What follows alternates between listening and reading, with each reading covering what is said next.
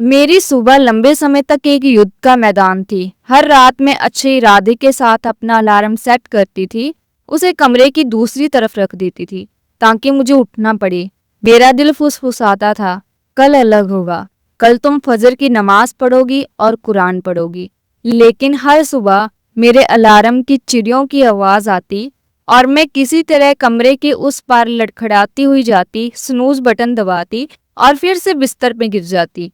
हार मानकर सूरज उगाता मेरे कमरे को एक चमकदार दोषी रोशनी से भर देता और मैं अपने फोन पर छूटे हुए अलार्म देखती, जो मेरी असफलता का एक खामोश सबूत थे। अपराधबोध एक भारी कंबल की तरह था, लगभग उतना ही भारी जितना मैं खुद पर खींच लेती थी। मेरी नाइट स्टैंड पर रखी कुरान एक न्यायाधीश की तरह लगती थी, जिसके पन्ने उन शब्दों से भरे थे जिनसे मैं जुड़ना चाहती थी लेकिन जुड़ नहीं पा रही थी। मैं अलग थलग महसूस कर रही थी, अपनी ही कमजोरी से निराश थी। मैंने ये सब अपनी बड़ी बहन अमीना को कॉफी पर बताया। मैंने अपना दिल उसके सामने खोल दिया। मेरी आवाज़ निराशा से भरी हुई थी। मैंने उसे बताया कि मैंने सब कुछ कोशिश कर लिया है लेकिन कुछ भी काम नहीं आया। अमीरा ने धैर्यपूर्वक सुना। उसकी अभिव्यक्ति शांत और समझदार थी। ये एक ऐसी समस्या है जिसका सामना हम में से कई लोग करते हैं, उसने कहा। उसकी आवाज़ नरम लेकिन दृढ़ थी। ये ईमान की कमी नहीं है अलीना, ये उस पल की तैयारी का मामला है। फिर वह आगे झुककर मुझे एक राज बताती है, एक तरीका जो उसने कहा था कि उसे बड़े बुजुर्गों से मिला था और आजमाया हुआ था। ये सिर्फ अलार्म घड़ी के बारे में नहीं है, उसने समझाया, ये सोने से पहले तुम्हारे दिल की हालत के बारे में है। उस रात उसके शब्द मेरे दिमाग में गूंज रहे थे। मैं बिस्तर में लेटी थी, संदेह में थी, लेकिन कुछ भी आजमाने को तैयार थी। मैंने उसके निर्देशों का ठीक ठाक पालन करने का फैसला किया।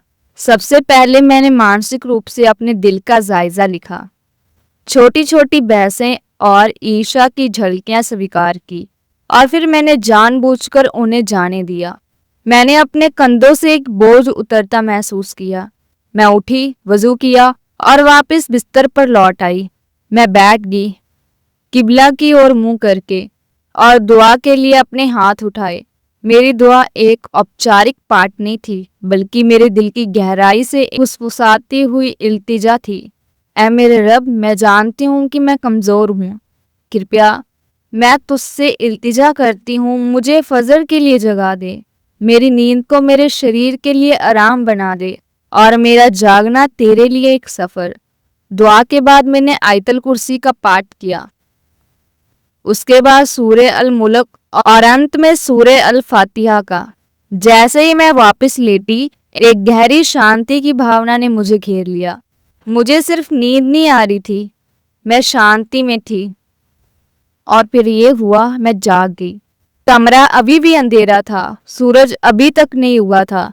मैं पूरी तरह से तरोताज़ा और सतर्क महसूस कर रही थी, जैसे कि मुझे अलार्म घड़ी से भी बड़ी चीज़ ने जगाया हो।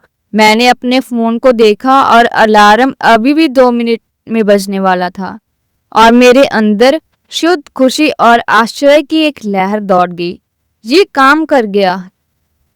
मैंने स्नूज नहीं दबाया था, मैंने एक भी आवाज़ नहीं सुनी थी।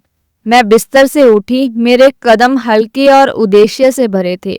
मैंने अपनी फजर की नमाज अदा की और लंबे समय में पहली बार मेरी आवाज़ कृतज्ञता से भरी हुई थी। उसके बाद मैंने कुरान उठाई और पढ़ना शुरू किया। शब्द आसानी से बह रहे थे और मैंने एक ऐसा जुड़ाव महसूस किया जिसे मैं बहुत पहले भूल चुकी थी। जब मैं अमीरा से फिर से कॉफ़ी पर मिली तो मैं मुस्कुराना बंद नहीं कर पा रही थी।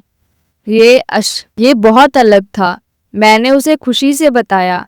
मैं अलार्म बजने से पहले जागी थी। वह गर्मजोशी से मुस्कुराई।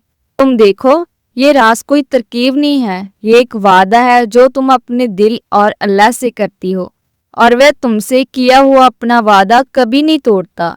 ये एक गहरा सबक था और तब मुझे पता चला कि ये एक ऐसा राज था जिसे मैं अपने तक नहीं रख सकती थी। मुझे इसे उन लोगों के साथ भी साझा करना था जो ये संघर्ष कर रहे थे ताकि वह भी शांति पा सकें। अल्लाह हाफिज।